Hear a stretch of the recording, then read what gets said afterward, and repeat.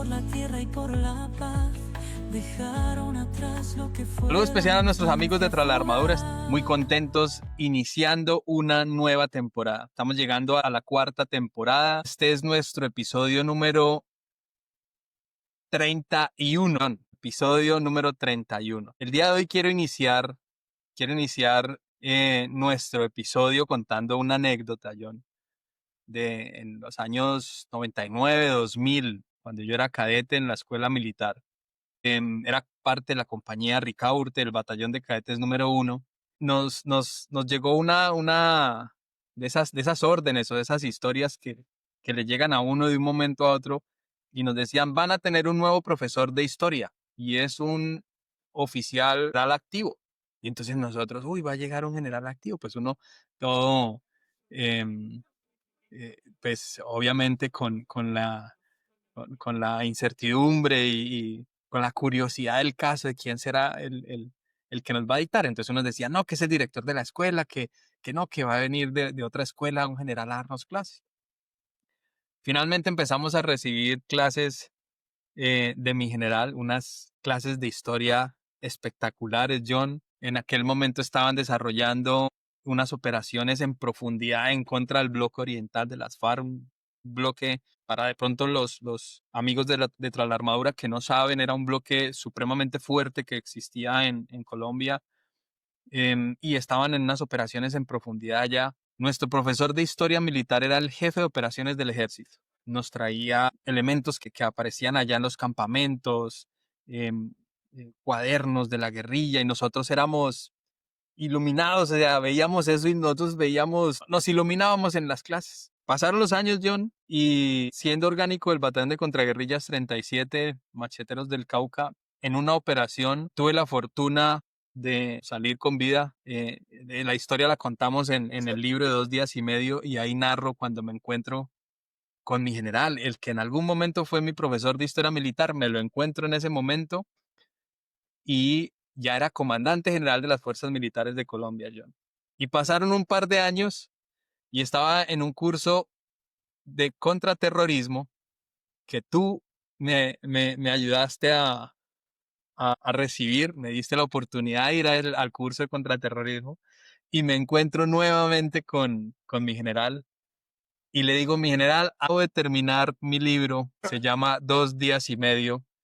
Quisiera que usted lo leyera, mi general, y me acompañara con el prólogo. Y en tiempo récord de 2 días, mi general se leyó el libro y me hizo el prólogo, un excelente prólogo del libro. Y digo yo, las cosas, los momentos de la vida son como que perfectos, dice la gente, los tiempos de Dios son perfectos. Entonces, con mucho cariño, John, con mucho afecto y mucho respeto, quisiera presentarte hoy a nuestro primer invitado de la cuarta temporada. Es nada más ni nada menos, John, que mi general Carlos Alberto Ospina Ovalle, comandante general de las Fuerzas Militares de Colombia. Muchas gracias, Sama. Así es. A Carlos Alberto, bienvenido. Yo creo que me uno a lo que dice Sama. También fue mi profesor. Fueron unas horas de clase increíble. Nadie se dormía. Que ese sí era ese sí era el verdadero termómetro El de un reto. docente en la escuela militar. Usted sabe que es tener 30 cadetes despiertos durante 2 horas y media, porque las clases eran como de 7 a 8:30 de la noche, pero todos éramos fascinados. A Carlos Alberto, darle la bienvenida, decirle que para nosotros es un honor tenerlo entre la armadura, y viene la primer pregunta. Carlos Alberto Ospina Ovalle, más allá del uniforme, ¿quién eres hoy? Muchas gracias. También permítame un saludo inicialmente a Samael, a John. Complace mucho pues que hace tiempos, muchísimos días, muchísimos años, pues estuvimos en situaciones. Por ejemplo, Samael ya ha contado el día que él apareció, que pensamos que había desaparecido, y yo llegué allá a la base pues muy angustiado porque no sabíamos. Y yo pensé, oiga, de pronto murió, hasta que él apareció, y claro, la gran alegría, la emoción, nos abrazamos. Ese es algo pues que no he podido olvidar. Y con John, pues, estaba contando, pernoctamos 2 o 3 noches en el Guaviare, cuando él era comandante de un pelotón, Fuerza de Tarea del Sur. En la Fuerza Omega yo iba a visitar y me quedaba de noche con los pelotones en medio de la selva, y con John me quedé 2 veces, de manera que me complace muchísimo y les agradezco que me den esta oportunidad. Como lo hice, como hablábamos anteriormente, ya en una nueva dimensión de compañeros, veteranos, ustedes una parte de su vida y yo una parte más grande de la vida ya vividas. Y eso es precisamente lo que puede dar respuesta a la primera pregunta. Soy un hombre que he vivido mi vida haciendo lo que creo que es correcto. Desde que llegué a la escuela, desde antes de entrar a la escuela, el tiempo de escuela y el tiempo como oficial en el ejército. Entonces, yo soy una persona convencida que he hecho lo correcto de la mejor buena fe, esperándola servir a Colombia, al ejército y a todos mis compañeros de armas y ahora pues todos los compañeros de reserva. De modo que ese soy yo, simplemente he tratado de hacer lo correcto, de servir a la sociedad y servir pues en esencia a ese gran mundo, ese mundo incomparable de las fuerzas militares, tanto activas como en reserva. Y seguramente todos en algún momento nos hemos cruzado con mi general, de pronto en el Cantón Norte, dando clases allí, charlas en la escuela de guerra, en la universidad militar, de golpe en otro escenario. Y siempre ha sido una persona que nos ha, creo yo, nos ha hablado con sinceridad, nos ha demostrado que la carrera militar puede ser una carrera tranquila, dentro de los parámetros correctos, siguiendo las buenas costumbres, si lo podríamos decir así, que en algún momento en la casa nos dieron y luego nos fortalecieron dentro de las instituciones. Quisiera en este momento preguntarle a mi general, ya que hablamos de esas dos dimensiones, ¿no? La que estamos viviendo nosotros hoy a 3 a 4 años de habernos retirado y mi general ya un poquitico más de tiempo de haberse, de haberse retirado. Cómo es un día normal de su nueva vida, mi general? ¿Qué lo mantiene motivado a usted en la vida? No, lo primero es estar vivo. Estar vivo es una motivación, sobre todo cuando van pasando los años, porque yo ya he retirado, tengo casi 20 años y creo que ustedes pues 3 o 4, entonces 20 es como, tal vez hablábamos antes, como cuando juega uno, ¿cómo es que se llama? Billar pool, sí, que Ujú. empieza uno a hacer carambolas y a pasar arriba. Sí, y entonces cuando empieza uno a jugar, tiene una cantidad de fichas para pasar y juega y al final se da cuenta y mira para arriba y ahora queda tantas fichas. Esa es la situación de la vida. Yo ya he pasado muchas fichas. Entonces, no más el hecho de estar vivo y de tener, así sea poquitas, pero tengo fichas, se siente uno feliz, sí, se siente uno bien, se siente uno contento, por una parte. Por otra parte, para mí siempre el contacto el contacto con la comunidad, el contacto con otras personas a través de algo útil. Y para mí eso ha sido la academia. Yo veo la academia como un sistema de intercambio de información, no como un sistema en el cual se va a enseñar todo lo contrario. Es un sistema de intercambio de información y eso pues realmente es mi vida. Entonces, pues y claro, naturalmente ya pues he pasado muchas fichas de chorizo de arriba, ya no trabajo todos los días, pero sí tengo pues unos programas y unas clases determinadas que tengo que asistir y algunos otros compromisos de ese estilo, pero naturalmente ya no con la intensidad que lo hacía en otros años. Pero tengo otra cosa también, y esos días he estado muy agitado con respecto a eso, y es que yo tengo un nieto que tiene una enfermedad, como una enfermedad mental, no se le juntaron los hemisferios, y entonces no es un niño normal. Por eso decía que estaba agitado, porque esta semana, no sé si por allá vieron la historia de una niña que se salió del colegio y está en Ah, sí. investigación, apareció ahogada. Ustedes no saben lo que yo he sufrido con eso, porque así es exactamente como es esta niña, mi nieto, sí, que se llama Juan Diego. Entonces yo en esa parte veía a Juan Diego. Y yo pues cuando casi todos los días lo llevo al colegio y lo traigo del colegio. Y él está acostumbrado a eso. Entonces es una rutina que tenemos. Sabe que yo voy, hay veces que no puedo, ¿no? Esta semana, la semana anterior, no he podido, pero siempre voy por Juan Diego. Sí, y es muy gratificante ver la alegría de Juan Diego cuando va su abuelo a recogerlo. Es bien Mm. gratificante, ¿no? Ya va entre, digamos, esos aspectos, ¿no? De la academia. En la academia ya les digo, no soy un profesor permanente, pero sí con frecuencia. Y yo le contaba a John que la semana antepasada fui a dar clases a Leticia con un curso de generales y en fin, tengo un programa y así se me va el tiempo preparando e investigando. Y yo creo que es una manera, la investigación es una manera de desarrollarse, sí, a través del estudio. Bueno, yo también, ya lo mencionábamos, yo también estoy terminando el doctorado, pero también pasó mucho tiempo. Ya estoy en la parte final, en la tesis, y la tesis es precisamente investigación, entrevistas, documentos. Estoy en esa parte y pues trabajo con el tutor, ¿no? Las correcciones del tutor, los seminarios que hacen para corregir, en fin, eso gira mi vida. Pero una parte muy importante es Juan Diego. Juan Dieguito, siempre estamos pendientes de Juan Diego. Los domingos él viene y ya tenemos una rutina. Él le gusta ir a misa. Él creo que es más por la mecánica de la misa que por el significado de la misa. Porque aplauden, es verdad, cuando hacen canciones aplauden, hacen palmas, el padre canta, entonces él sigue eso con mucho entusiasmo y al final él se baja y saluda al padre, después lo lleva a dar una vuelta en carro, le compró helado, en fin, lo que hace un abuelo con su nieto, ¿no? Esa es básicamente la rutina que llevo yo ahora, ya pues tantos años fuera del ejército. Esa es la motivación de Carlos Alberto Abuelo hoy. Oh, Ah, claro. Pero esa es la actualidad. Pero queremos irnos un poquito atrás, Carlos Alberto, y quería decir dos cosas. La primera es, hoy día se ha acuñado un concepto de acumulación de juventud. Cada día no estamos más viejos, sino acumulamos más juventud. Y en esa medida es el número de fichas que nos van quedando. Pero cuando tenías muchas fichas, cuando tenías poca juventud acumulada y eras Carlos Alberto Junior, en esos primeros años, ¿qué te inspiró ingresar a la Escuela Militar de Cadetes en esa época? Bueno, mira, mi papá era un niño campesino de una vereda que no sé si ustedes han pasado por ahí, pero es muy conocida, que es Gualanday, ¿sí? Y entre ujú. Bogotá, entre Girardot e Ibagué.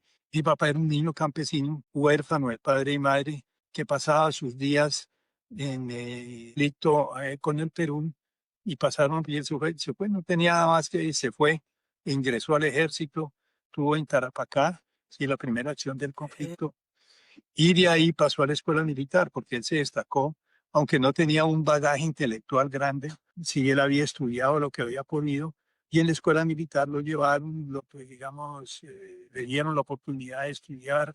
Las vacaciones él no salía, se quedaba en la escuela, pero no la escuela donde estuvimos nosotros, sino la escuela que quedaba en San Diego, la parte de San Diego. Ujú. Después estuvo primero en San Agustín, después en San Diego y después allá donde está. Y entonces él se graduó de oficial y ya pues empezó su carrera y continuó su carrera, participó en muchas cosas, como así como nosotros en esta época, y llegó a brigadier general. Y entonces pues yo siempre estuve motivado por mi papá, pero él me contaba de sus años de niño campesino y por eso de las investigaciones que yo he hecho académicas. Por ejemplo, yo me fui para la vereda donde él vivió. La vereda es la vereda, pues en el caserío de Gualandá y ahora hay un puente, no hay una rampa, pero si uno se va, pasa y se va por debajo, llega a la vereda que se llama Chagualá. Ahora dicen Chagualá adentro. Entonces me fui a investigar, allá estaba la guerrilla liberal con Tulio Barón. Entonces hice una de investigaciones por lo que él me había contado. Cuando él era niño, pues ya había pasado eso porque fue en la guerra de los 1000 días, pero mi papá estaba muy cercano a la guerra de los 1000 días. Yo creo que los abuelos murieron en la guerra de los 1000 días, pero en realidad nunca me contó eso. Simplemente que era un huérfano, pero yo pienso que al menos el papá, o sea, mi abuelo murió ahí. Y entonces yo me fui a investigar los guerrilleros, en fin, y el ambiente de toda esa parte de la guerrilla del Tolima. Pero lo que me contaba mi papá fue lo que motivó para entrar al ejército. Que fíjese, él vivió un ejército que después de la campaña del Perú llegó aquí a Bogotá. Uy, eso la gente salió a recibirlos. En esa época llevaban en tren, llegaban a la Ujú. estación de La Sabana. Y entonces, uy, eso salió la gente.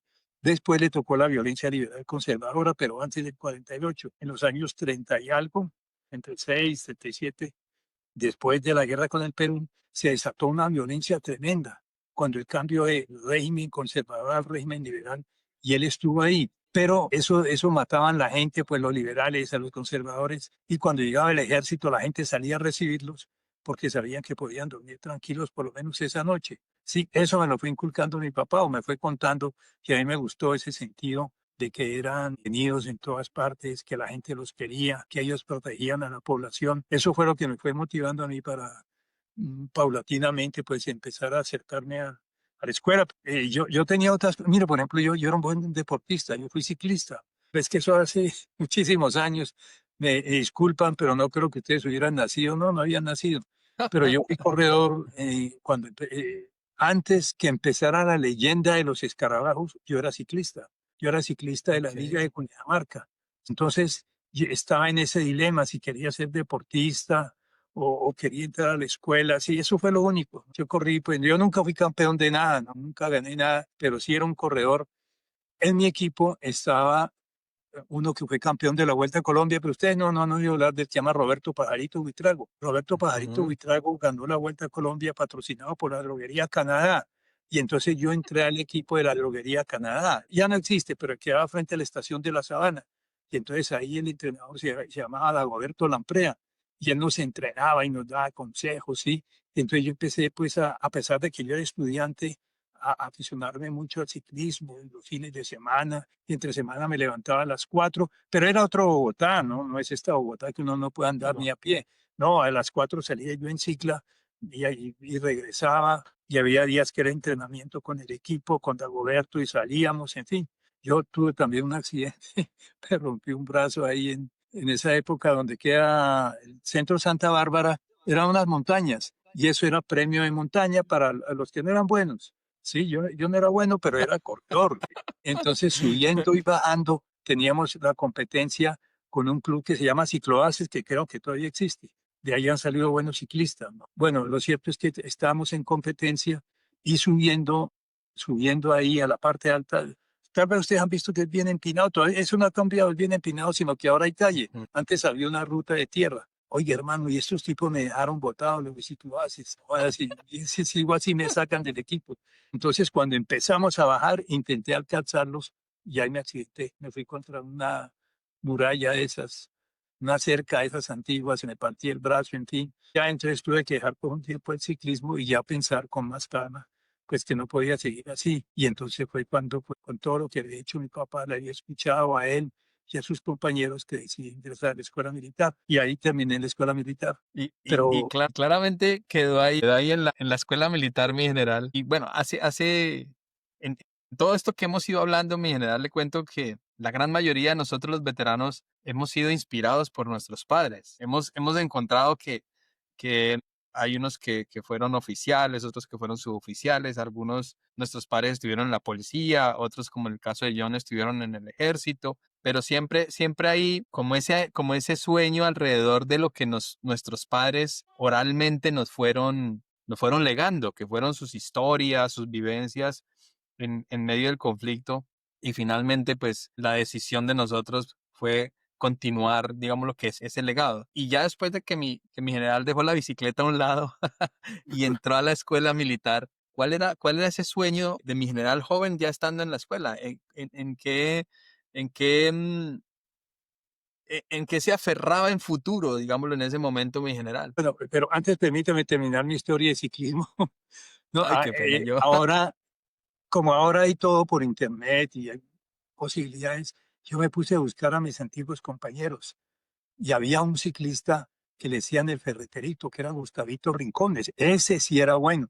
Quedó segundo en la Vuelta a Guatemala y lo busqué por YouTube, lo busqué y lo encontré y le vi un reportaje. Oye, me quedé sorprendido cómo pasa la vida. Ese muchachito delgadito ya está de mi edad y pasando las fichas, ¿no? Ya es un hombre de muchísima edad, casi no puede ni hablar. Pero bueno, me trajo los recuerdos de esa época. Bueno, mire, en la escuela militar, a mí lo que siempre me mantuvo es que yo quería servirle al ejército. No tanto ascender ni que me dieran, sino servirle al ejército. Yo veía que cada vez, es decir, uno llega de subteniente no, sino 4 años y se van muy rápido. Y llega a teniente y se van muy rápido. Y entonces yo veía que pero yo quería hacer más, servirle al ejército, servir a la población civil, estar en tantos sitios, ¿no? Y eso fue lo que me fue manteniendo. A mí en el fondo no me interesaba tanto los ascensos. Yo les cuento, pues, sinceramente, que yo no soy de los mejores del curso. Al contrario, yo soy de la mitad para atrás, pero porque la motivación mía no era tanto ser el mejor, sino hacer lo que me gusta. Y lo que me gusta es eso. Así como pienso ahora, yo me fui sorprendiendo porque mis compañeros empezaron a quedarse, que a unos los echaban, que a otros los sancionaban, que a otros. Y yo pues ahí haciendo lo que me gustaba, Fue pasando el tiempo, y cuando me di cuenta ya estaba, pues llegué a coronel. A coronel llegamos como 40, creo que 40. Y bueno, y yo pues cumplí mis tareas de coronel, fui jefe de Estado Mayor en la Móvil 2, fundador en eso, en la Móvil 2, pues en otras unidades, y de pronto dijeron, dice que el año entrante los llaman para generales. Y mierda, a mí no creo, que somos 40 y los 40 han sido mejor que yo, la mayoría. Y llegó el día, ¿no? Que llama a general. Eso es una gran expectativa, ¿no? Yo, pues, de por sí no estaba muy optimista, que nunca hice nada malo, ni tengo sanciones, pero igual los otros también son muy buenos. Entonces, yo creo que todos hacen lo mismo, como un ritual. Entonces, pero ese día, no, pues, se despiden la casa y tal. Bueno, después, entre los compañeros hacen un almuerzo donde hay gran solidaridad y se despide uno porque a partir de ese momento ya no va a ser igual. Unos se van, otros se quedan, ¿verdad? Unos se Mm. van, otros se quedan. Nos despedimos. Fuimos a un restaurante muy barato aquí cerca del ministerio, ahí donde venden carne, y creo que todavía venden carne ahí en los 50. Comimos carne, nos abrazamos y ya nos fuimos a nuestro destino. Y ahí entonces el comandante del ejército pues dice quiénes fueron seleccionados y quiénes no. Y ahí pues se parte definitivamente el curso. Ya unos se van para no volver y ya los otros pues van quedando y empiezan a asumir otros cargos, otras responsabilidades. Pero en realidad a mí no me motivaba eso, ¿eh? Y tampoco me motiva ahora. Claro, lo que me motiva es haber servido. Yo creo que lo hice lo mejor posible en un sitio y en el otro, y siempre aspiraba a eso, a servir, a ver la gente que estuviera bien. En eso se me pasó la carrera y ya les digo, llegó el día que fuimos al restaurante y el día que me llamaron a mí, el comandante del ejército me llamó y me dijo que me habían seleccionado. Y yo, bueno, ¿a mí? Sí, sí, a usted. Bueno, gracias. Y ahí pues, ya inicié otra etapa, ¿no? Pero no fue felicidad, porque muchos de los que se fueron eran mis amigos de siempre. Y ahora lo seguimos siendo, pero una época que precisamente eso nos distanció, porque ellos se fueron para sus casas y nosotros nos quedamos. Unos se fueron tristes, otros resentidos, otros alegres, en fin, hubo eso, ¿no? Entonces para mí no es felicidad, porque mis amigos con los que yo fui adolescente en la escuela, con los que hacíamos todas las cosas que hace una en la escuela, que fue de subteniente, los que se iban para tal parte, para donde las unas y las otras, pues iban quedando, ¿no? Entonces, por eso ese día para mí no fue de tanta felicidad. Pero eso fue lo que me fue manteniendo siempre en el ejército. Carlos Alberto, y de esos primeros días de cadete o de oficial, ¿qué recuerdas con cariño? Bueno, o no necesariamente con cariño, que hayan marcado como el resto de tu vida. Está clara tu vocación de servicio, pero algún evento, algo de cadete, de oficial subalterno, que hayan marcado tu vida que recuerdes con cariño. Bueno, sí, muchas cosas, ¿no? Por ejemplo, mire, yo veía oficiales que eran muy buenos líderes que habían estado en la violencia, porque todavía esa generación estaban, eran tenientes o capitanes los que habían estado en la época de la violencia, de la segunda violencia. Liderazgo, eso a mí me impresionaba, cómo eran de buenos líderes, cómo habían vivido, sí, cómo tenían de experiencia, cómo eran de sencillos, eso me llamaba a mí la atención. Yo creo lo mismo que todos en campaña, ¿no? La primera vez que fuimos a campaña, creo que todos pasamos por eso, va uno con una gran expectativa de qué es lo que va a pasar y no montan en los camiones y lo llevan y los alféreces y que al que armar las carpas y que no sé qué, y uno lo ponen de centinela de noche solo ahí en esa oscuridad. Sí, claro, todo eso me fue impactando y me fui identificando con la carrera. Y otra cosa que a mí me marcó, eso sí, es el curso de lanceros. Y yo soy, pero vea, le cuento, lo que pasa es que yo hice 2 cursos de lancero, ¿no? A mí me marcó fue que no saqué lanza, el primer curso. Yo soy, me parece, no estoy muy seguro que soy del curso 50 y algo, cuarto internacional o quinto internacional. Resulta que yo hice curso. Sí, yo era, pues como todos en esa época, muchacho delgadito, joven, lleno de, sí, de fibra, pero resulta que en una patrulla, por ahí esos cerros que quedan frente a Melgar, el de Chuzo, el Tablazo y el Galinazo, en Ujú. esos íbamos en una patrulla y me lanza, era un teniente norteamericano que es veterano de Vietnam, un veterano pero con todas, que se llamaba Angel Joseph Delahat. Y entonces el táctico de la patrulla, es el oficial táctico, se envió a hacer un reconocimiento a Angel y a mí. Oiga, y con ese sueño y esa hambre que uno anda en el curso de lanceros, y entonces llegamos a un sitio donde había guayabas. Y yo le dije, Ángel, tú mira que no es táctico, y yo bajo unas guayabas y nos sentamos y nos comemos las guayabas.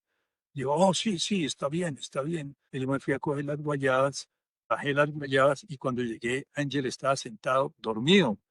Entonces yo me senté al lado de él y me quedé dormido. Con las guayabas. Sí, como yo lo vi dormido, dije, esto es de esos, echamos un motociclo ahí de 10 minutos y ya nos devolvemos. Resulta que pasaron como 40 minutos y no volvimos a la patrulla.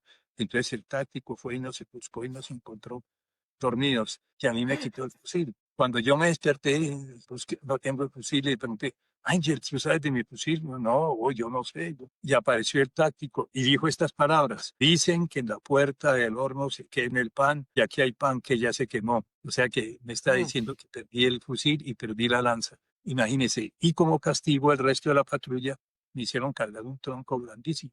Entonces a donde yo iba y la gente se quedaba mirando, pasaban todos los lanceros con su fusil y detrás pasaba yo con el tronco. Llegamos a la escuela, hicieron el consejo académico y el comandante de la escuela era un coronel de apellido Cárdenas, que había sido fundador del aerotransportado, y me dijo así, a mí nunca se me olvida, porque pocas veces me he sentido tan humillado como ese día. Hacen el consejo académico y entra uno, sí, y entra uno y le dicen, sacó lanza, no sacó lanza. Cuando yo entré, el coronel me dijo así, Lancero Ospina, no lo lamento, porque no tengo por qué lamentarlo, pero le informo que usted no sacó lanza. ¿Tiene algo que decir? No, mi coronel. Puede retirarse. Y, oiga, mire, abre uno la puerta y están los compañeros abrazándose y uno pasa cabizbajo y humillado. Y entonces Ángel, Carlos, Carlos, ¿cómo te fue? Le dije, no, no saqué lanza. Me dijo, qué gusto, que decir lanza. Sí, y lo peor es que en la clausura del curso se sientan adelante los que sacan lanza y atrás los que no sacan. Como yo no saqué, pues me tocó sentarme atrás y pasar. Ese sí es un trago amargo, porque leen primer puesto del curso, lancero fulano, lancero, y lo van leyendo. Y los que estamos atrás, al final, como consolación, dicen, y también participaron en el curso. O sea, ya en una segunda categoría. Le tocó uno levantarse. No. Pues eso me pasó. Pero ahí no terminé la historia. Yo me fui, claro, muy triste de la escuela. Llegué a mi batallón y el comandante me dijo, oye, ¿y dónde está la lanza? Y no, mi coronel, no la obtuve. Me dijo, ¿y por qué? Le dije, no, mi coronel, no la merecí. Menos mal que continuo, me pongo a sacar disculpas, que creo que me dormí, que las guayabas, ¿no? Me dejaron tranquilo ahí, seguí con mi frustración. Pasó el tiempo, como un año y medio. Pero entonces yo en ese momento era comandante en esas antiguas compañías de contraguías del ejército. Pues yo era muy buen rastreador. Eso fue de las cosas que yo aprendí. Y entonces en una operación de esas por allá llegó el batallón de comandos, que era el Rifles. Y entonces me agregaron para que siguiera las huellas y pues nos fue bien, los guié bien, encontramos cosas y nos fue bien, un combate que tuvimos. Y entonces el batallón Rifles pidió que me pasaran de la unidad donde yo estaba al Rifles. Pero Ejército contestó, no, batallón Rifles es de comandos y el señor Ospina, el teniente, no es ni siquiera lancero. Entonces a mí me llamaron, me llamó. No sé si ustedes conocieron al coronel Gustavo Vallejo, que fue mayor general, un hombre muy inteligente. Él dirigió la operación Anorí, que estábamos en esa operación. Sí, y me dijo, vea, Ospina, aquí lo están pidiendo el Rifles, pero como usted no es servicio lancero, la escuela de lanceros le está ofreciendo que vuelva a hacer curso. ¿Quién dijo, miedo? ¿Usted cree que yo voy a volver allá? Y entonces mi coronel Hurtado Vallejo me dijo, me dio un gran consejo en la mira, Ospina, no sea desagradecido. Si alguien le ofrece algo, por lo menos considero, no sea desagradecido. Y bueno, sí, mi coronel, y me salí, me fui, y dije, no, yo por allá no vuelvo. Pero entonces, estando solo, ya me puse a pensar y dije, oiga, si este señor tiene razón, voy a volver. Y entonces volví, mi coronel, ¿puedo hablar? Sí, sí, quiero ir al curso. Y me mandaron, oye, hermano, la llegada mía fue una fiesta, ¿sí? Porque volví a la escuela, y ustedes saben cómo salen de escuela los cabos y los tenientes. ¡Ay! Llegó un amañado, a este sí le gusta. ¡Ay! Llegó un teniente, ¿cómo le gusta? Ya que le gusta, venga para acá, cargue este catre, venga para allá, lleve esto. Así me cogieron antes de empezar el curso. Llegó el amañado y me decían el amañado. Los mismos instructores, al frente al amañado, y me tocaba salir a mí. Pero eso me fue familiarizando con la escuela, y como yo había hecho curso, yo ya conocía muchas cosas. En el momento que me quitaron el fusil, llevaba el tercer puesto del curso. Entonces yo no era malo y físicamente pues no era malo. Y entonces empecé, sí, y ya pues yo conocía muchas de las rutinas del curso. Es que eso tiene ventajas, ¿no? Conocer el curso, Claro. ya muy adaptado a eso. ya conocía a los instructores. Yo me acuerdo, por ejemplo, me dicen que ya falleció y lo siento de corazón, un cabo de apellido Orellana que le decían el Cabezón. Oye, el Cabezón eso no es un títere con cabeza, pero yo ya sabía que el Cabezón no se fijaba bien. Entonces me pasaba de lado y el Cabezón no se daba cuenta. Y así, muchas cosas. Y claro, entonces me fui convirtiendo en un líder en el curso. Y al final del curso, pues me fue bien y saqué el primer puesto del curso. Me parece que sí es el curso 75, me parece. Yo fui del 50 y pico y después del 75. Entonces saqué el primer puesto y entonces ya la escuela dijo, no, no lo mandamos para el rifles porque eso ya pasó, lo dejamos de instructor. Entonces de ahí empecé, digamos, una subcarrera como instructor de lanceros. Y ahora yo pertenezco pues a esa, digamos, a esa hermandad de los instructores de lanceros.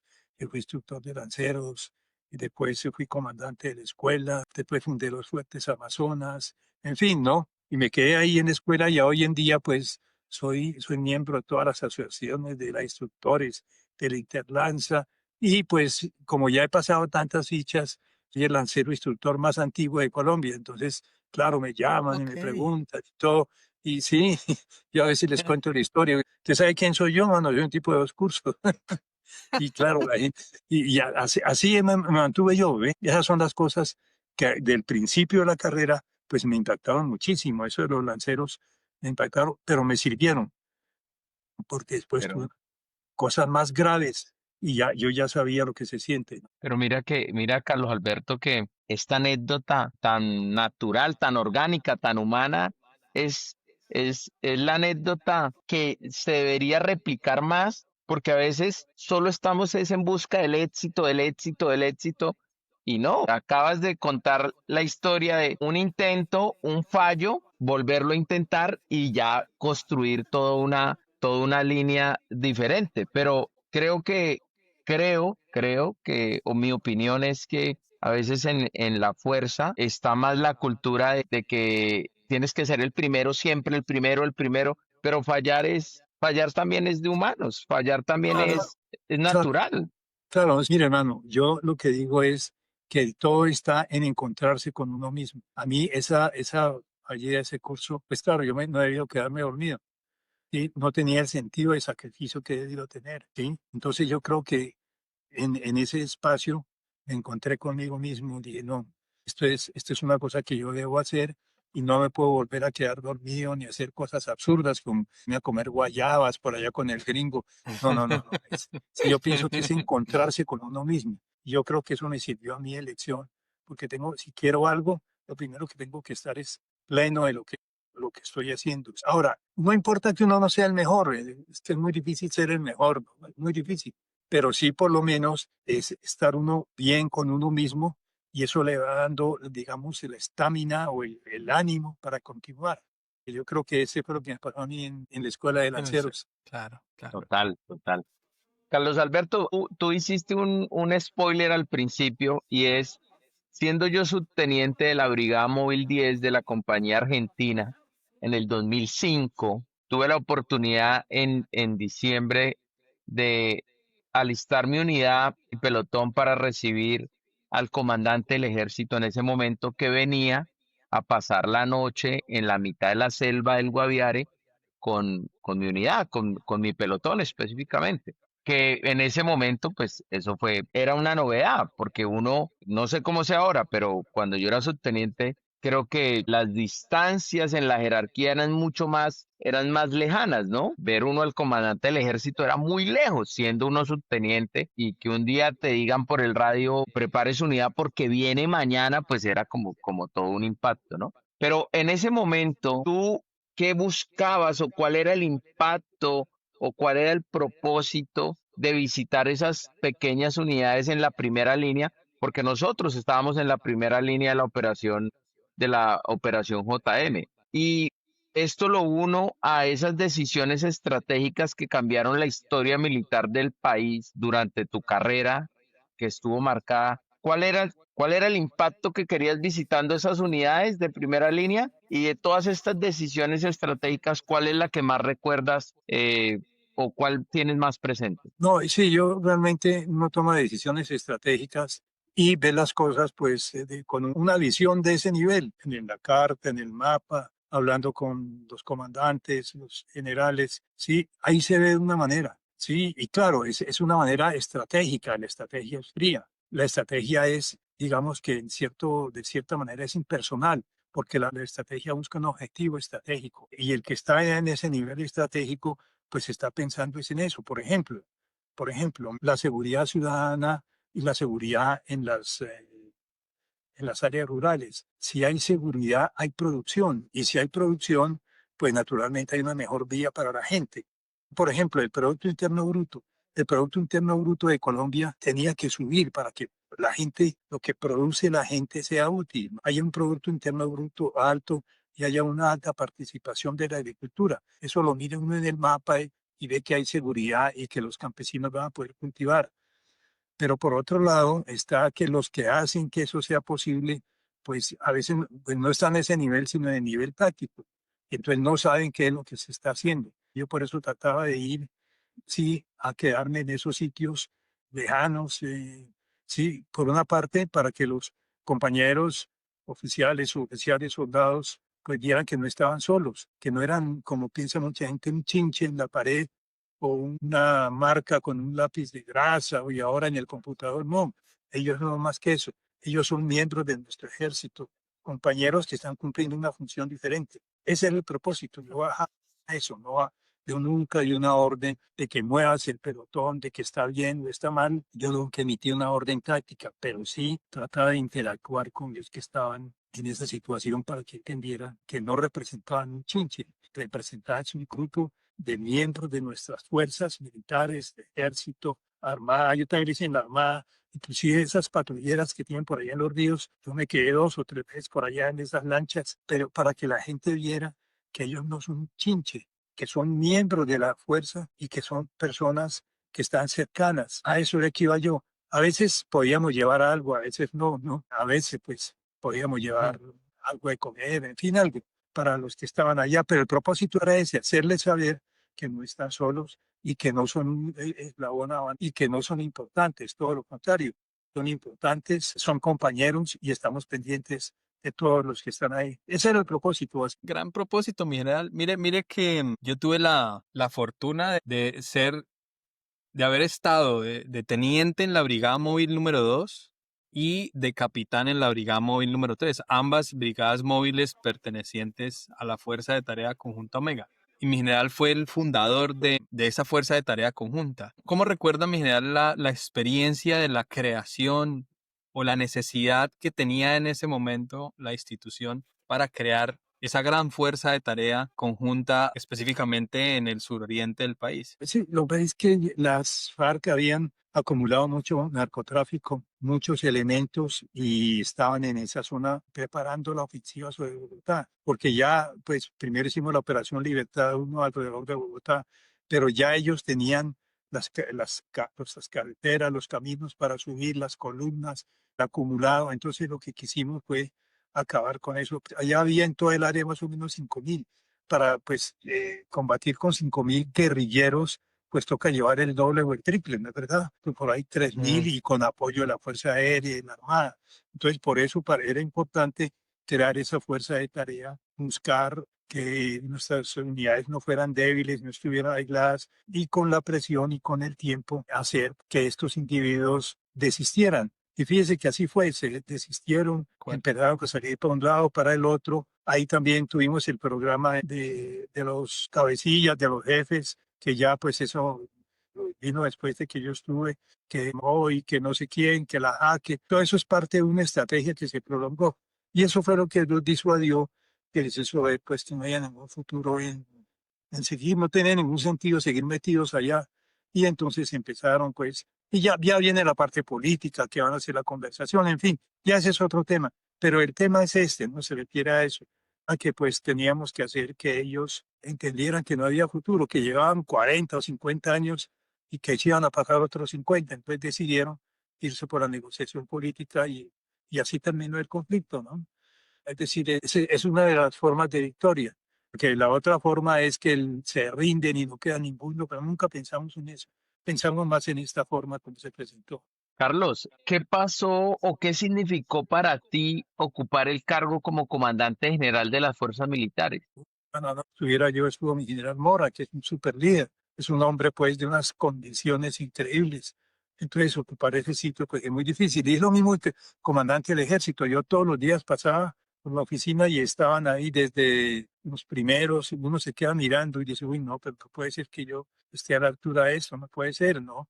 Que ahí están pues Antonio Araya fue el primero y así yo ya me lo sabía que ni lo miraba uno por uno, sí, uno se siente y dice, "Uy, no, no puede ser que yo esté a la altura de estos que son próceres y yo pues vaya a ocupar un sitio aquí.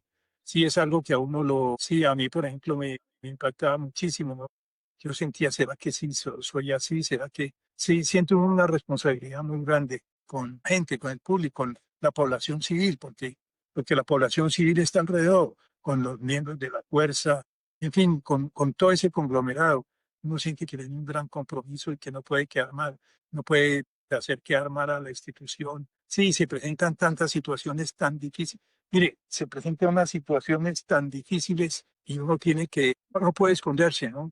A mí me pasaron mucho, uy, no, terribles, pero uno no puede esconderse, uno tiene que salir y dar la cara, a pesar de que yo decía, bueno, hasta aquí llegué, pero bueno, no, no importa que me vaya, lo que no quiero es que la institución quede mal, sí, hacer, causarle un daño a la institución porque uno sabe que tarde o temprano se va, eso no es para siempre, es un cargo pues de nombramiento y remoción, y en cualquier momento lo saca. Entonces, pues para mí no, lo importante no era quedarme, sino representar bien la institución y no hacer pues, no deshonrar la institución. Por eso, durante una época yo puse un lema que era Ejército de Colombia nunca vencido y por mi culpa jamás.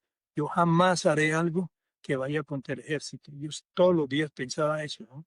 Jamás haré algo que le cause daño al ejército. Prefiero irme y no causar un daño al ejército. Pero se presenta, no, ustedes no se imaginan las situaciones y uno tiene que afrontarlas y tiene que dar la cara y uno es consciente pues que lo que está haciendo y la responsabilidad que tiene. Yo no sé si ustedes, por ejemplo, se acuerdan cuando secuestraron al gobernador de Antioquia y al asesor de paz, a Gilberto Echeverri, y hubo una operación de rescate y falló y murieron. Rescatamos unos suboficiales. Precisamente ayer o antier me lo encontré a Aranguren, uno de la Armada y otro del Ejército, y los demás murieron. Pues esa responsabilidad de la muerte del gobernador y la muerte del asesor de paz y soldados y suboficiales, tiene uno que responder. Y yo pues tuve que llamar al presidente y decirle, señor presidente, pues están en un acto político. Usted sabe que pues, el presidente en el fondo también es un político y tiene sus mm, conveniencias y sus cosas políticas. Pues así es la política. Mire, señor presidente, necesito hablar con usted. ¿Qué pasó, señor presidente? ¿Se acuerda de la operación de rescate? Sí. Pues ya, es que toca hacer así. Si uno se pone, ya llegamos y están todos muertos. ¿Cómo dice? Todos muertos. Es decir, ahí tiene uno que, sí, después entonces el presidente Uribe es un hombre muy responsable y dijo, bueno, yo soy responsable porque yo di la orden. Y entonces fue a hablar con la prensa. Oye, mano, hablar con la prensa, toda esa gente alrededor y uno ir a explicar. Pero yo me sentí mal y le dije al presidente, mire, señor presidente, si usted me permite, después de que hable usted, hablo yo. O sea, para no dejar al presidente, que dejarlo solo. Y entonces habló el presidente y hablé yo. Oye, hermano, cuando uno va a hablar, sí, las cámaras ponen un bombillito rojo, ¿no? Cuando terminó de hablar, el presidente tiene un lenguaje político, porque es un político y sabe, sí, pero a veces que uno no es un político y es como más, y menos y más en esa época, eh, que yo pues era comandante del ejército, entonces vivía en muchas cosas del día a día. Hablar ahí es de las cosas difíciles que yo he hecho en mi vida.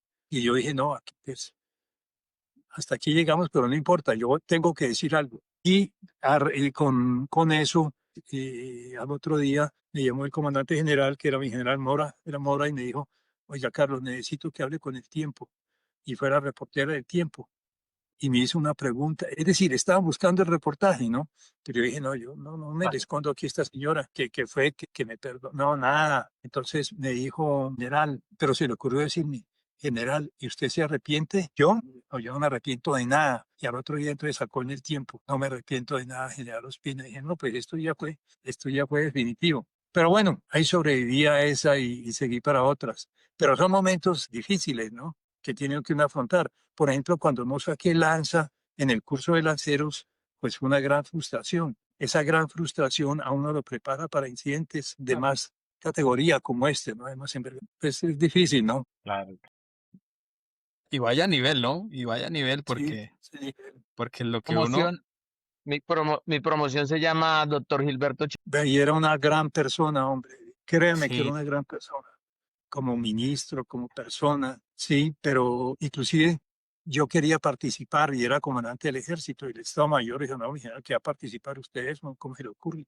Y decía, no, por lo menos bajarme en rappel del helicóptero y esperar ahí. Dijo, no, no, no, eso no se puede. Y afortunadamente pues salió mal, ¿no? Y vino pues toda esa tragedia, ¿no? Que se dio después de la muerte de ellos, del gobernador y de Gilberto Echeverría. no, son momentos, son momentos muy complejos. Usted lo acaba de decir, mi general, y No, son claro. momentos que, Sí, mire, que la vida militar es, a uno le pasa de todo, sí, uno tiene que estar preparado para todo, uno tiene que ser consciente de dónde está y sobre todo responder. Y uno pues está expuesto a todo, uno está expuesto a todo, ¿no? Por ejemplo, cuando iba a donde estaban ustedes en los batallones a quedarse, o estar, uno va expuesto a todo, que le disparen al helicóptero, que ujú, ataquen el pelotón, que manden un cilindro, pero uno es consciente de eso, ¿no? Sí, a veces los escoltas yo los veía que refunfuñaban, pues, y no se quedaban por allá, ¿no?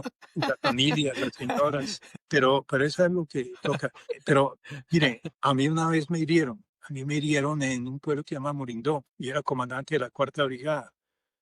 Murindó, un pueblo muy abandonado. Creo que tiene pista ahora y la ha mejorado, pero un pueblo pues donde lleva mucho, es muy lejos de Medellín y todo, yo iba y allá teníamos dos programas. Un programa de niños futbolistas. O sea que allá la gente juega mucho, pero nosotros los patrocinamos y cuando podíamos sacamos en el helicóptero al equipo, los llevamos a jugar a Medellín y 2 días en la brigada, se quedan en la brigada, comen en la brigada, juegan el partido y están empezando un campeonato que se llama el Pony Fútbol. Y ellos querían participar del Pony Fútbol y ahí creo que salió James Rodríguez, entre otras cosas. Creo que salió el Pony sí, o algo me así, jugaba en sí. esa, Nosotros teníamos nuestro equipo y lo llevábamos y lo traíamos. O sea que yo quería mucho ese pueblo. Y aparte de eso, teníamos un programa, como el pueblo no tenía luz, conseguimos unas plantas para ponerles películas de muñecos animados a los niñitos del pueblo, porque eso no lo tienen allá y allá la gente es tomando trago y bailando, pero eso no es para los niños. Y un día me dijeron que estaban atacando a Murindó. Pero allá no hay ni policía ni nada, que estaban las autodefensas, los paramilitares. Y entonces yo salí con el batallón Granaderos a ayudarle al pueblo, pues, que estábamos protegiendo. Llegando al pueblo, estaban esperándonos ahí en las zonas de aterrizaje, nos dispararon y a mí me hirieron un soldado muerto, 3 soldados heridos y a mí me hirieron, ¿no? Y el hirieron era el helicóptero le dieron en la parte de arriba, era un MI, porque pues yo pensaba que los Black Hawk, que son blindados, pues deberían ir los soldados. Y yo iba más atrás en el MI, pero resulta que se metieron a una nube y apareció el MI adelante y los Black Hawk atrás. Y ya cuando se dio cuenta el piloto ay, del MI, ya vimos la guerrilla ahí. Yo los vi, había unos caballos de otros con fusil y empezaron a dispararle y pasó como un desfile y le dieron, sí creo que 42 o 52 tiros y el helicóptero se fue. Y de los otros helicópteros nos decían que el helicóptero iba incendiado. Y dentro del helicóptero había, claro, empezó el pánico y todo y empezamos y caímos en una playa del Atrato. Y después la puerta no abría, ¿no? Se cree que el MI tiene una sola puerta. No abría la puerta del enemigo. Y ese pánico dentro del helicóptero y aparte de eso, regados de gasolina. Sí, yo tenía sangre en la pierna con gasolina, pero ay, afortunadamente llegó una patrulla de la Armada, un teniente que debe ser con un patecatro, con algo, abrió la puerta, uy, eso salió una, todos los que estaban adentro salieron pero de todas maneras tuvimos ese soldado muerto y 3 heridos, y yo también y nos evacuaron. Pero es algo que es contingente, ¿no? Porque todo el mundo está expuesto, todo el que se mete ahí está expuesto a eso. A uno les pasa, a otros no, pero todos están expuestos, ¿no? Por eso decía yo, eso es contingente. Todo el que está ahí metido está expuesto a eso. Pero eso es lo que hace pues que la carrera tenga las características que tiene y entonces uno se vaya identificando cada vez más con la carrera. y herido en combate ¿era brigadier general o mayor general? Brigadier general, Herido en acción, mi era general, brigadier, era brigadier general. sí, Imagínese, era brigadier imagínese el general. nivel.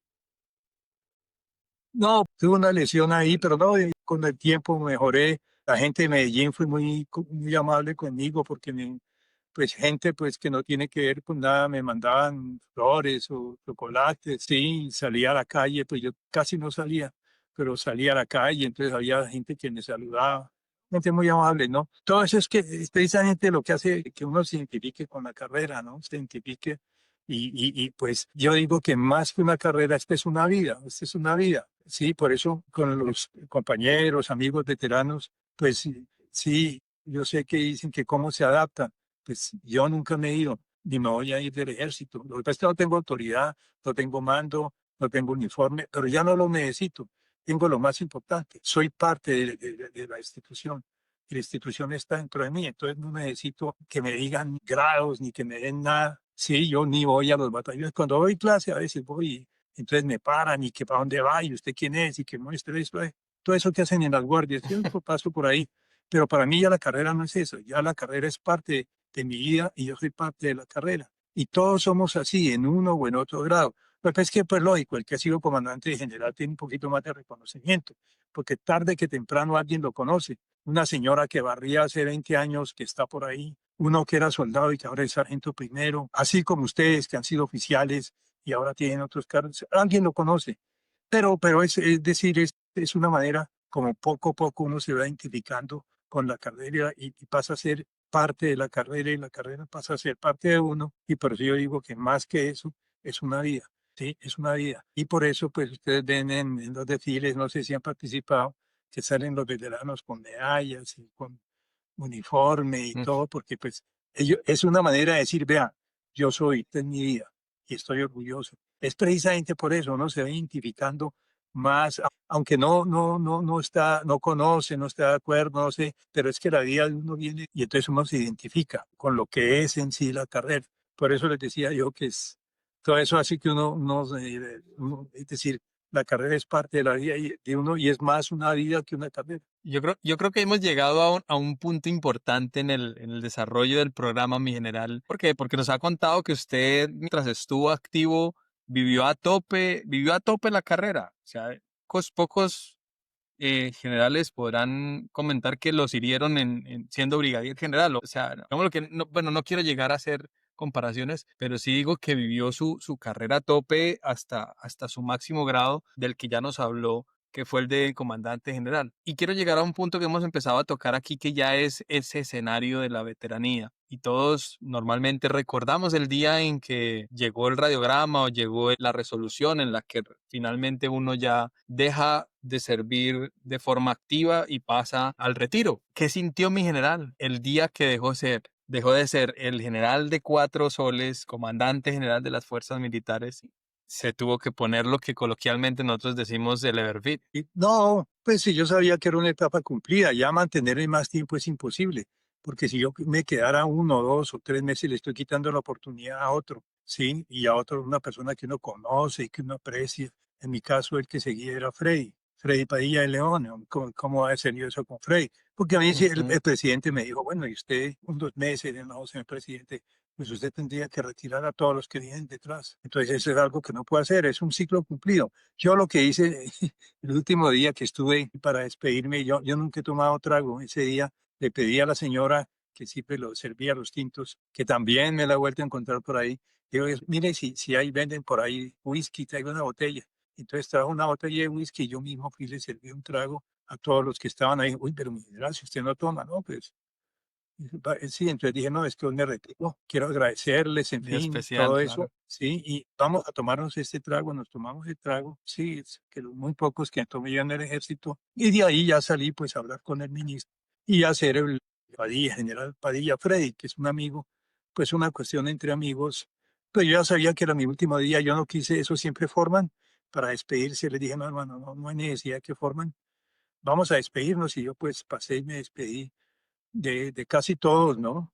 De casi todos los, sí. Y me fui para la casa y hasta ahí. Ya al día siguiente ya es otra vida.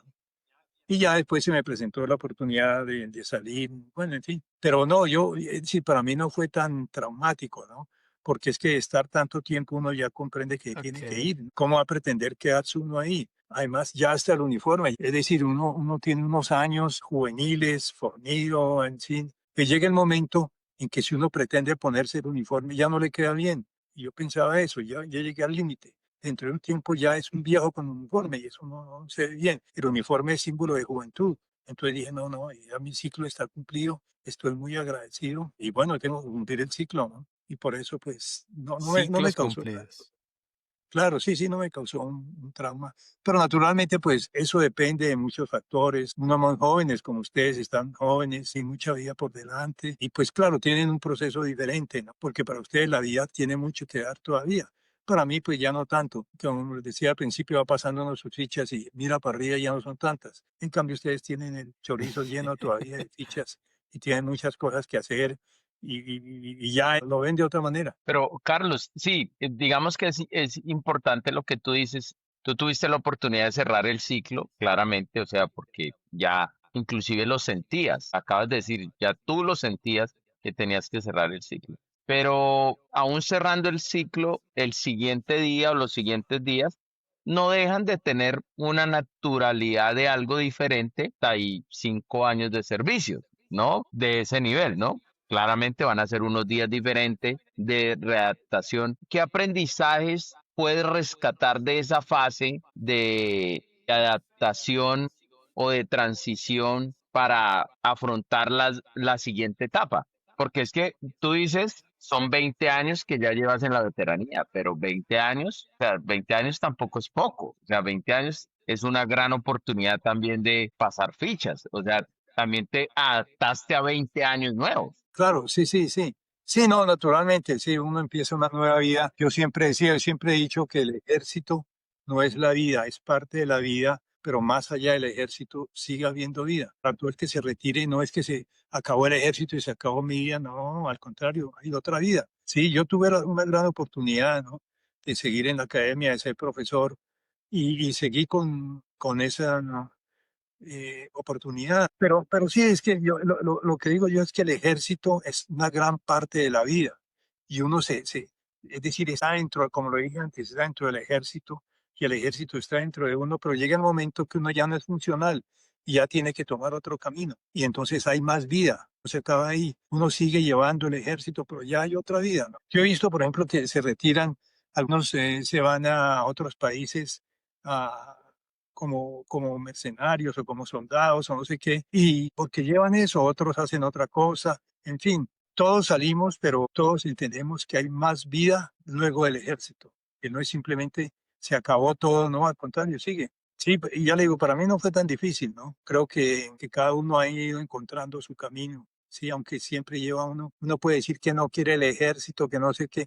Yo he visto, mire, yo vi en estos días un señor que es de mi generación, o sea que ya es un señor, pues, digamos, muchachón, ya es un muchachón. Y entonces ese estuvo toda la vida contra el ejército y se retiró resentido y furioso. Y ya hace poquito le vi un reportaje, porque es un personaje público, y le preguntaban, sí, al iniciar la entrevista, dijo, yo soy coronel. Luego lo primero que dijo, soy coronel, porque el tipo lo siente, lo lleva, tiene otra vida y todo, pero lo que vivió no lo olvida. Y créame que era de las personas que salió más, digamos, en contra del ejército y hablando mal, y en fin, bueno, ya eso es una experiencia, pero lo primero que dijo, yo soy coronel, de modo que uno siempre se identifica, ¿no? Y ya le digo, al inicio hay una nueva vida y cada uno tiene que encontrarla, cada uno le gustan cosas diferentes, pues ya le digo, cogí esto, la academia, pero hay muchas cosas y poco a poco pues se van desarrollando y a los que salen jóvenes les digo, tienen una vida por delante,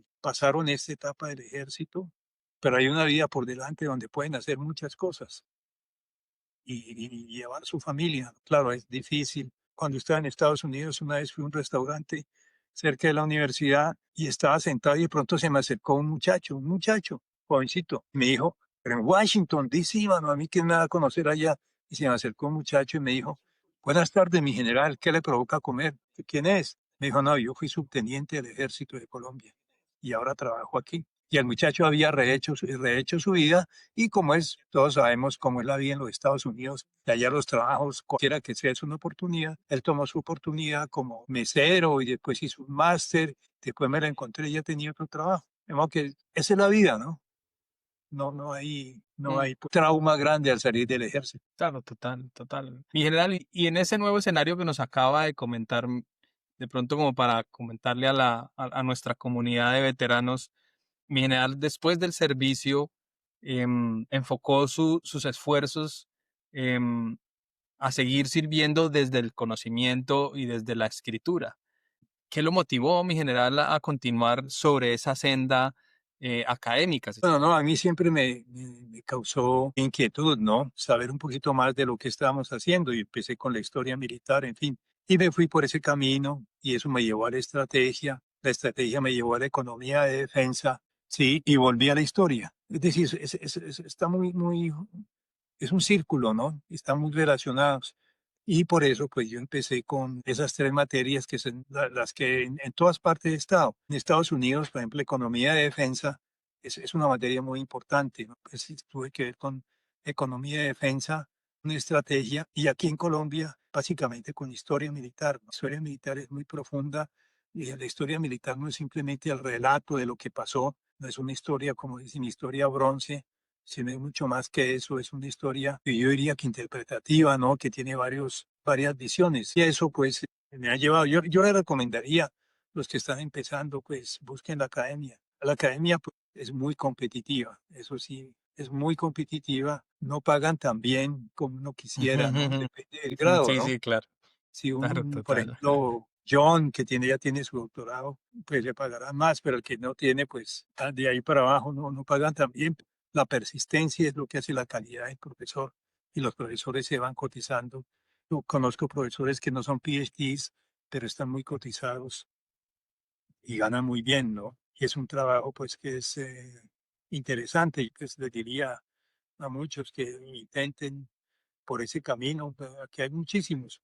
Escribir, uno escribiendo se da cuenta de muchas cosas. Yo les recomendaría eso. Y ya le digo, en la universidad en Estados Unidos, pues especialicé particularmente en economía de defensa y en estrategia, que son dos muy interesantes. Yo le recomendaría eso, ¿no? Carlos, esta comunidad detrás de la armadura está dedicada a personal de las Fuerzas Armadas en actividad y a los veteranos de Colombia, ¿no? Deciden que sirven y después salen. Entre la armadura hemos construido algo parecido a lo que tú acabaste de decir, pero en otras palabras. Decimos en el libro de la vida de todo soldado policía, la milicia o el servicio es tan solo un capítulo, no es toda la historia, que es más o menos lo que tú dices.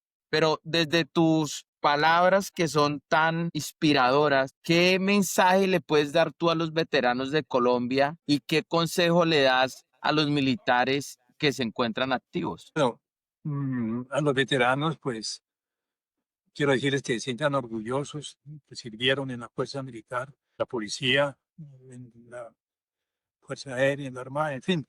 Lo primero que tienen es que sentirse orgullosos e identificarse. Hasta donde llegaron es un gran logro. Es un gran logro porque lograron superar determinadas barreras y llegó el momento en que pues, seguramente ya no les convenía, ya tenían otros propósitos en la vida. Lo primero que es pues, que se sientan orgullosos de lo que hicieron. Lo segundo, que piensen que esa formación que traen de la fuerza militar al menos tiene disciplina, que es algo importante para seguir otra carrera o en fin, para otra actividad. Y en la tercera, que aprovechen las oportunidades, el trabajo. Es decir, hay diferentes niveles, ¿no? Por ejemplo, en donde están ustedes, en Canadá, Estados Unidos, todos los trabajos son bienvenidos, si sea como janitor o como lo que sea, ¿no? Sea aseador, eso no tiene nada. En Colombia todavía no hemos superado mucho eso, pero yo les digo que cualquier trabajo es interesante, es importante, la persona hace el trabajo, lo que sea, lo mejora. De modo que entonces yo les recomiendo eso. En el trabajo, aspiren a mejorar lo que están haciendo, tienen mucha vida por delante, no se dejen llevar de presiones ni de sentimientos, al contrario, tienen una vida muy larga y muy próspera por vivir. los que están en servicio activo, pues hermano, yo les digo, aprovechen que están en servicio activo, están haciendo lo que les gusta para desarrollar sus iniciativas, desarrollar lo que ustedes piensan que es correcto, cambiar lo que tengan que cambiar a su nivel y vivir de acuerdo con su forma de pensar. Y yo les recomiendo eso. Miren, la vida militar se pasa muy rápido. Yo estuve 40 años y se pasaron ya 40 y ya van otros 20. Imagínense cómo se pasa de rápido la vida. Ahí facilito van 60. Entre entrar y salir van 60. Pero a mí me parece que eso fue hace poquito. Que estaba yo en Ibagué recién salido de subteniente. Entonces que íbamos a un sitio y al otro. Y entonces nos hablan de las muchachas de Ibagué que son bonitas, que esto y que lo otro. Ya pues soy un abuelo y ya bien adelantado, ¿no? De modo que aprovechen la vida militar, pero no para hacer cosas absurdas, sino para servir, para encontrarse con ustedes mismos y para que algún día lleguen a donde estamos nosotros, sean veteranos, estén satisfechos de la vida que llevan. Aprovechar la veteranía. Es un momento muy especial, mi general. La veteranía es un momento muy especial. Vienen unos retos, vienen nuevos retos, vienen muchos miedos de pronto también, vienen ilusiones, vienen momentos de disfrute, por ejemplo, lo que nos cuenta mi general de su momento en el que es abuelo y vive por su nieto. Nosotros en Tras la Armadura con John estamos en la veteranía y estamos haciendo una palabra que nos dijo un veterano, un señor coronel que nos acompañó aquí, mi coronel Julio César Rivera, fue el que dijo, soy un activista veterano, soy un activista de veteranos. Creo que nosotros somos, desde el día que nos propusimos hablar por veteranos y charlar con los veteranos, estamos tomando las banderas del activismo dentro de nuestro gremio y dentro de este nuevo escenario de vida que es la veteranía y es poder salir aquí en cámaras, en el podcast y vernos las caras frente a frente con tranquilidad y decir, sí, pasó esto, vivimos esto, recordar historias, pero vivir y gozarse este nuevo escenario. Y en este punto, mi general, quería preguntarle, bueno, todos nuestros invitados, aparte todos los consejos y las grandes historias que nos dejan un par de recomendaciones para la comunidad de veteranos. Quisiera pedirle una recomendación de un libro, mi general, que usted crea que es un buen libro para recomendarle a nuestros veteranos. Y de golpe una canción que mi general diga, oiga, esta canción es una canción chévere para recomendarla, genera buenos recuerdos, buenos sentimientos. Entonces, pues nada, ahí escuchamos sus recomendaciones de libros y de canciones, mi general. Bueno, pues en los libros, claro, yo me muevo dentro de un ambiente de la estrategia, ¿sí? Y a mí me gustan los libros que tienen que ver con eso, que hablan de decisiones. Yo les recomendaría, hoy en día están en internet y los consiguen en todas partes. Infortunadamente, en español no están en español. O sí, sí, seguramente los han traducido. Pero yo les recomendaría, hay un libro de Norman Schwarzkopf, que fue el general que comandó las tropas americanas en la Primera Ujú. Guerra del Golfo, y se llama It Doesn't Take a Hero, no se necesita ser un héroe. Ese seguramente en Mercado Libre está en español, It Doesn't Take a Hero. Y hay otro que es de Colin Powell, que se llama My American Journey, sí, mi pues, paso por los Estados Unidos, cuenta su vida como niño inmigrante de Jamaica. Los papás eran inmigrantes pobres de Jamaica y él llegó a ser al grado en que llegó. Pues llegó a ser el jefe de Estado Mayor conjunto allá. Esos son un tipo de libro, claro que está muy relacionado con lo que yo hago, pero yo les digo a los veteranos que descansarían y en muchas partes se identificarían con ellos leyendo esos libros. Canciones, bueno, lo que es que son generaciones, ¿no? Porque ya estas generaciones tienen otra forma de ver la sociedad. Sin embargo, y también, pues, y en realidad estuve mucho tiempo en Estados Unidos. A mí me gusta una canción norteamericana, que son canciones de amor, obvio, que es música country. De música country me gusta George Strait, tiene una canción que se llama No One But You, que es nadie más sino tú. Es canción de amor. Es una canción en una separación, pero con toda la música de Ujú. la música country, con las guitarras, y entonces es como una canción muy profunda. Y claro, las canciones de Colombia con que yo crecí, papá, pues a mí siempre me ha gustado la música en Tolima, la música del Tolima, aunque yo Ujú. no soy tolimense, pero me ha gustado. Y una canción muy bonita que se llama Llorando por Amor. Es que yo no sé, ya es otra sociedad y otra forma de ver la relación de relación de la pareja, ¿no? Que ya le ven, la ven de otra manera, pero Llorando por Amor es una canción pues que habla pues es decir, desde mi punto de vista, el corazón y la mente, porque ahora muchas de las canciones no se refieren a esa unión del corazón y la mente, sino a la reacción que produce determinado hecho, ¿no? Que la vi, que no la vi, en fin, que se puso, no se puso. Bueno, las canciones yo no las escucho entre unas políticas, pero sí está, yo recomiendo Llorando por Amor de Garzón y Collazos. Y esos libros que pueden encontrar, pero no tanto para que los lean, sino para que los escriban, porque nosotros también somos veteranos de un conflicto y nosotros también podemos escribir. Entonces el libro de Samael, ya lo habíamos mencionado, es un libro muy interesante, uno se pone a leer y no para, se lo leen un día. Sí, sí, sí, entonces, más que, digamos, que libros para leer, les digo, hermano, mire, esos son libros para escribir. Todo lo que ustedes vivieron, veteranos, compañeros, todo lo que ustedes vivieron, escríbanlo. Y verá que es interesante. Después, dentro de un tiempo, usted lo lee y es interesante. Y otra persona lo lee y le parece más interesante. De manera que no es solamente leer. Estos libros, pues claro, son de personas, sobre todo que son en regiones que nosotros no conocemos, ¿no? Schwarzkopf habla, pues, la guerra en Irak y Colin Powell de todos los sitios donde estuvo, que él estuvo en Vietnam. Pero no se queden ahí, escríbanlo, ¿sí? Escriban su libro. Y bueno, si les gusta la música de las viejotecas, escuchen Garzón y Collazo. Oiga, mi Garzón general, y Collazos. yo quiero hacer aquí un espacio.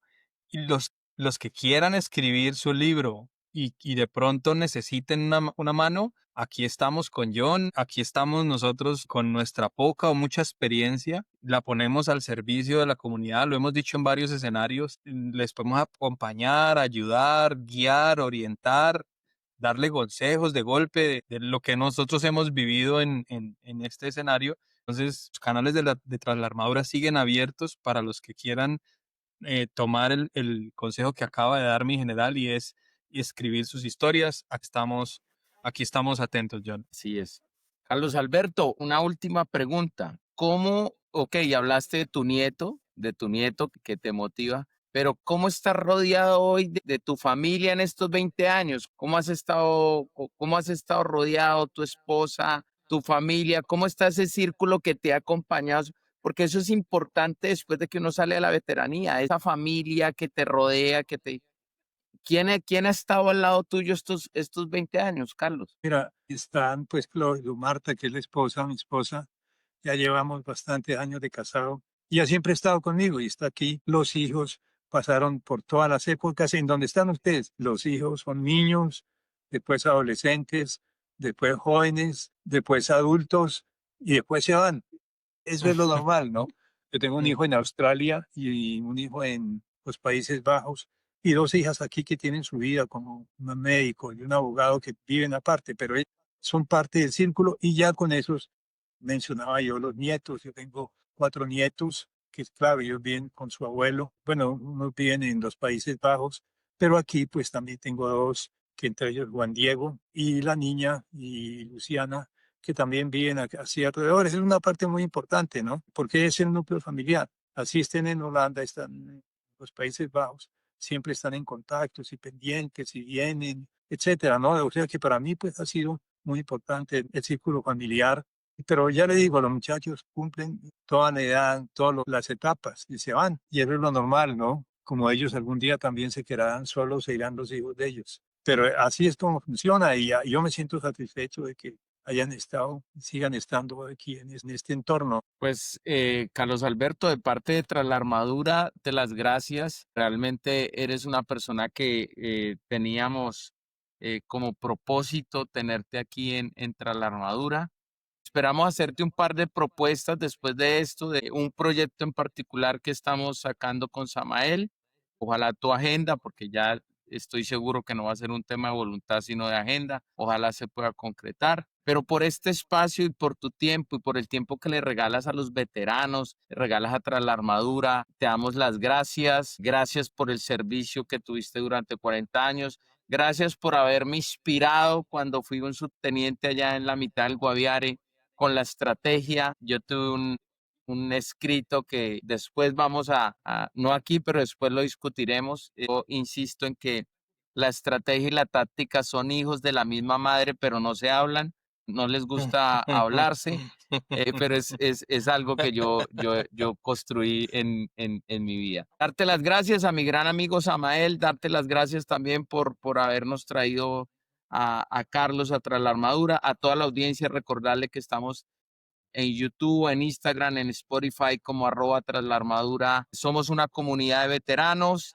que queremos aportar, que queremos seguir llevando todas estas historias de humanidad, lejos de la política, lejos de la religión, lejos de tantos sentimientos de odio que están en las redes sociales y más desde un aporte de la construcción. A Carlos Alberto, a Samael, darle las gracias, desearles un feliz día, sin importar el día que sea, cuando estén escuchando este podcast, en el carro, en el trabajo, en la oficina, lavando el carro, montando la bicicleta, corriendo. Disfrútenlo, no olviden suscribirse al canal, darle like, activar la campanita, eso nos ayuda mucho para seguir trayéndoles más contenidos. Y sin más, Carlos, muchas gracias. Chao, Sama, muchas gracias. Chao, Cuídense, un John, fuerte gracias, mi abrazo. general, muy amable.